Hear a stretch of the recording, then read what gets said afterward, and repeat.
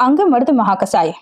अंगमर्द महाकसाय में क्या क्या था देखेंगे। सबसे पहले विदारी गंधा, प्रश्नी पढ़नी, बृहति, कंठकारिक, एरंड, काकोली, चंदन, ओसीर, एला, मधुक, मधुकान इति दशेमान अंगमर्द प्रशमनानि भवन्ति।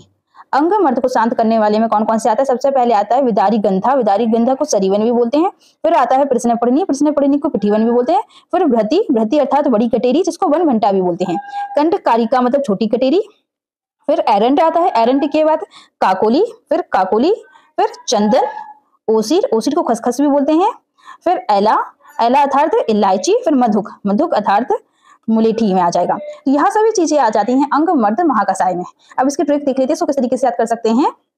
तो ऐसे याद कर सकते हैं कि विदारी से विदा लेनी पड़ेगी क्योंकि विदा लेनी पड़ेगी, मतलब कहीं रुके हैं तो फिर उससे बोल रहे हैं कि अब जाना पड़ेगा, विदा लेनी पड़ेगी क्योंकि पीठ में दर्द मतलब बढ़ गया है।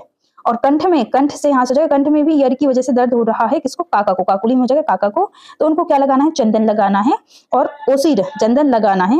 और ओसीर याद रखा कि उसका मतलब खसखस होता है, तो खसखस खाने के लिए देनी है, चंदन लगाना है। खसखस और इलायची, दो चीजें, खसखस और इलायची खाने के लिए देनी है, मधु मतलब मीठी करके। तो इससे याद हो जाएगा। इस तरीके से याद रखना इसकी ट्रिक कि विदा लेनी है क्योंकि पीठ में दर्द बढ़ गया है, कंठ में भी ईयर की वजह से दर्द हो रहा है। किसको? काका को। तो उनको चंदन लगाना पड़ेगा और ओसीर अर्थात खसखस और उसके साथ एला अर्थात इलायची खाने के लिए देनी पड़ेगी मीठी करके। तो इससे 10 याद हो जाएंगे।